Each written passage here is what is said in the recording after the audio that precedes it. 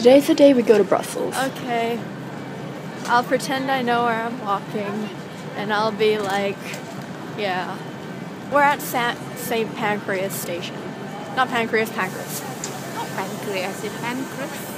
Same difference. We, the tour group, got to the train station at about 8 o'clock, and then there was a lot of this, and a lot of this. First, there was a bus tour of the city. I may or may not have fallen asleep halfway through it, but in the end, photos were taken and wonder was had. We stopped in the Grand Place for a quick lunch off famous Belgian waffles. We spent 3 hours in Brussels, but I have somehow fallen in love with the city.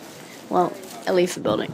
We're in the historical center of Brussels right now, and the buildings are amazing.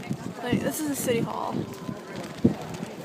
It is the tallest, pointiest thing in this whole town. And yeah, I don't know what to say. I wish I learned architecture because, like, look at it. It's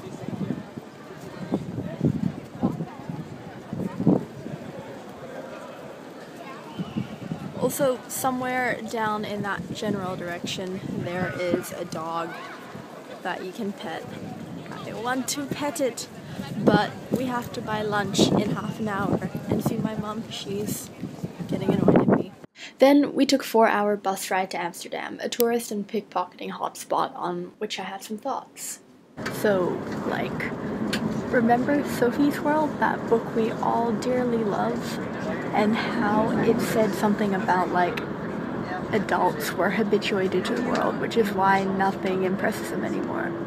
I figured that's probably why I really like Europe right now, and maybe I should give Singapore another chance. And now I remember past me's thoughts that past me had previously forgotten. So, you know how Kev Levine describes Rapture as a city with character? This is why I really like Brussels.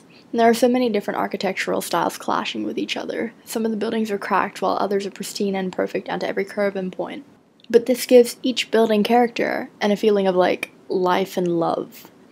Compare this to skyscrapers.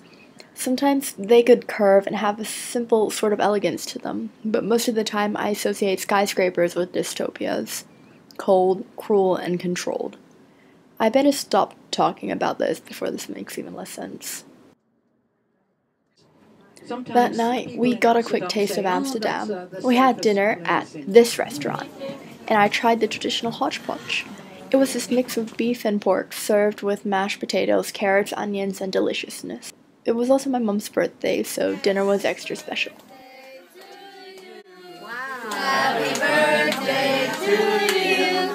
Happy birthday, dear Julie.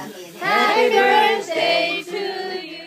We stayed at the restaurant for a while, and I actually made attempts to socialize.